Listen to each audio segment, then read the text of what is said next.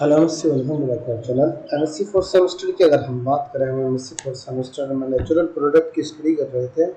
Natural product में हमें zinc balance जो हमारा जिंक बैलेंस टॉपिक है मॉलिक्यूल है। जिंक बैलेंस कंपाउंड को सिंथेसाइज करना था, इसलिए सिंथेसिस और जिंक बैलेंस की स्टडी हमें करनी है इस लेक्चर में।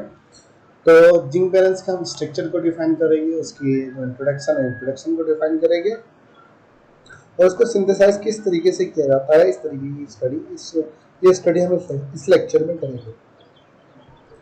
सबसे पहले हम जिंक बैलेंस की अगर हम बात करें,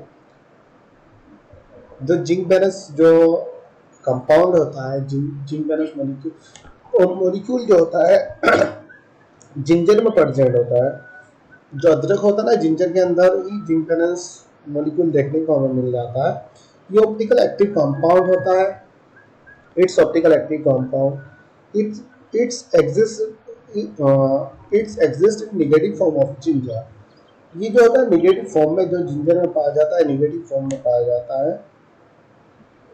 zinc balance is a monocyclic sesquiterpenite compound. sesquiterpenite compound zinc balance monocyclic होता है, इसमें एक रिंग प्रेजेंट होती है। sesquiterpenite कंपाउंड होता है, 3 आइसोप्रीन यूनिट से मिलकर बना होता है। sesquiterpenite कंपाउंड का मतलब होता है 3 आइसोप्रीन यूनिट से मिलकर बना होता है। Zingiberene are exist in ginger rhizome. अब जो जिंजर होता है ना, जो हमारा अदरक होता है, अदरक की जो राइजोम होती है, उसके ऑयल, जब उसको ऑयल को एक्सट्रैक्ट किया जाता है, उसके अंदर ही हमें जिंक बैलेंस मॉलिक्यूल देखने को मिलता है, जिंक बैलेंस कंपाउंड हमें देखने को मिलता है। जिंक बैलेंस के इल्यूस्ट्रेशन स्ट्रक्चर की अगर हम बात करें, इल्यूस्ट्रेशन स्ट्रक्चर ऑफ जिंक बैलेंस के इल्यूस्ट्रेशन स्ट्रक्चर, जिंक बैलेंस का मॉलिक्यूलर फॉर्मूला C15H24 होता है। C15H24 होता है। C15H24 जिंक बैलेंस का फॉर्मूला होता है, generally formula. 3 isoprene unit joint head to tail, इसमें 3 आइसोप्रीन यूनिट हेड टेल से ज्वाइंटेड होती है, जिसको हम जिंक बैलेंस कहते हैं। This isoprene unit joint head to tell.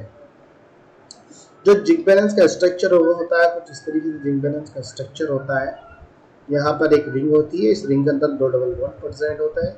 यहाँ इस मेटा पोजीशन पर एक और तो मेटा पैरा, यहाँ पे पैरा पोजीशन पर एक एल्किल ग्रुप बॉन्डेड होता है। जो एल्किल ग्रुप होता है, इसके अपोजिट डायरेक्शन में यहाँ यहीं से एक और रिंग स्टार्ट हो जाती है, जो एसाइक्लिक रिंग होती है। कंप्लीट रिंग यही होती है, कार्बन 2 कार्बन, 4 कार्बन ये आ जाते हैं। इसके बाद एक कार्बन नीचे बॉन्डेड होता है, उस वाले कार्बन से 2 एल्किल ग्रुप यहाँ पर बॉन्डेड कर दिए जाते हैं।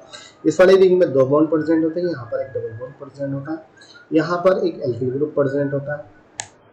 तो जिंक बैलेंस का स्ट्रक्चर होता है, जनरली फॉर्मूले की अगर हम बात करें C15H24 C15H24, इसका जिंक बैलेंस का जनरली फॉर्मूला होता है। ये अनसैचुरेशन को शो करता है, क्योंकि 3 डबल बॉन्ड प्रेजेंट होते हैं। 3 डबल यहाँ पे कॉन्जुगेशन प्रेजेंट होता है, जिसकी वजह से अनसैचुरेटेड कंपाउंड होता है। 3 डबल बॉन्ड आर प्रेजेंट।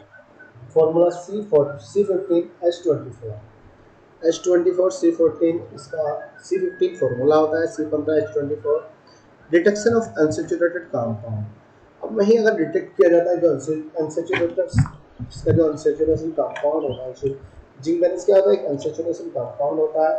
जब इसको सैचुरेशन कंपाउंड में कन्वर्ट किया जाता है, जिसकी वजह से इसकी रिएक्शन कराई जाती है, हम उसको केमिकल प्रॉपर्टीज भी कह सकते हैं।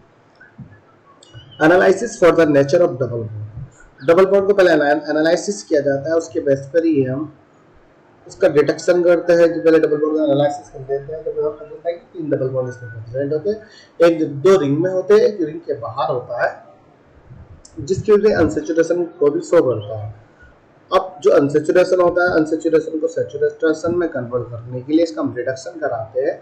3 mole of hydrogen atom 3 mole of hydrogen होता है, या मान लीजिए 6 हाइड्रोजन के एटम के साथ रिएक्शन कराई जाती है, तो C15H24 में +6 कर दिया जाता है, C15H30 हो जाता है, जिसको हम सैचुरेटेड जिंक बैलेंस कंपाउंड कहते हैं।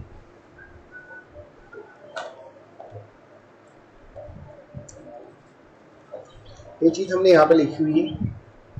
Due to presence of 3 double bond zinc balance at the 3 molecule of hydrogen and from the hexahydro zinc balance, इसको सैचुरेटेड जिंक बैलेंस कंपाउंड भी कह सकते हैं, या आप हेक्साहाइड्रो जिंक बैलेंस भी कह सकते हैं।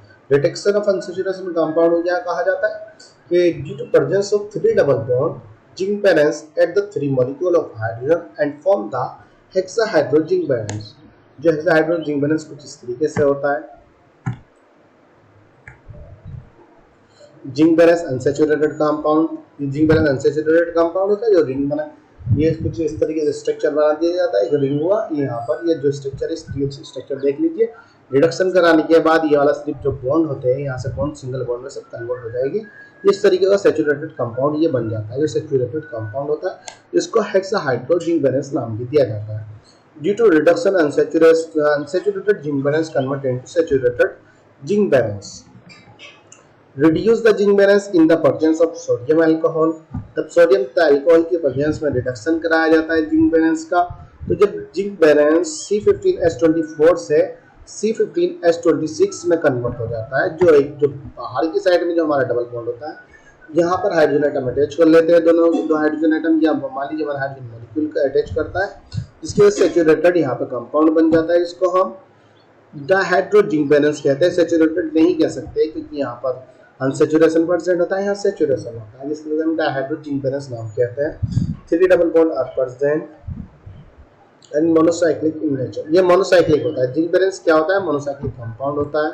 सिंथेसिस ऑफ जिंक बैलेंस की अगर हम बात करें कि जिंक बैलेंस को किस तरीके से सिंथेसाइज किया जाता है, यहाँ पर हमें मेथिल हेप्टोन लेना होता है। यहाँ पर मान लीजिए कार्बन है, कार्बन के साथ यहाँ पे कीटो ग्रुप अटैच हो जाता है इस कार्बन के साथ, यहाँ पर एक एल्किल ग्रुप प्रेजेंट है। यहाँ पर ये एल्किल ग्रुप है।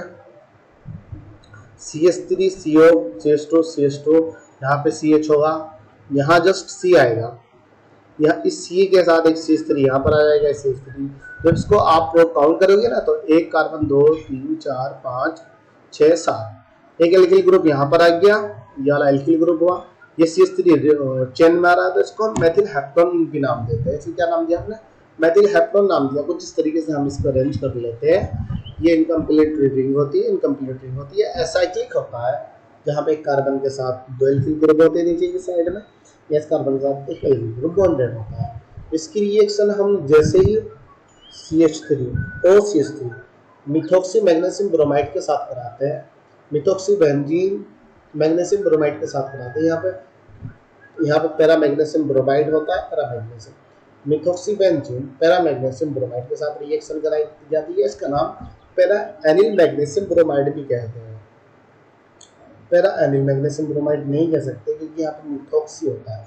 मिथॉक्सी बेंजीन पैरा एनिलीन हम जब कहते हैं जब यहाँ पे ऑक्सीजन प्रेजेंट होता है। Para aniline magnesium bromide, aniline para magnesium bromide. तो यहाँ पे मिथॉक्सी बेंजीन मैग्नीशियम ब्रोमाइड आ जाता है।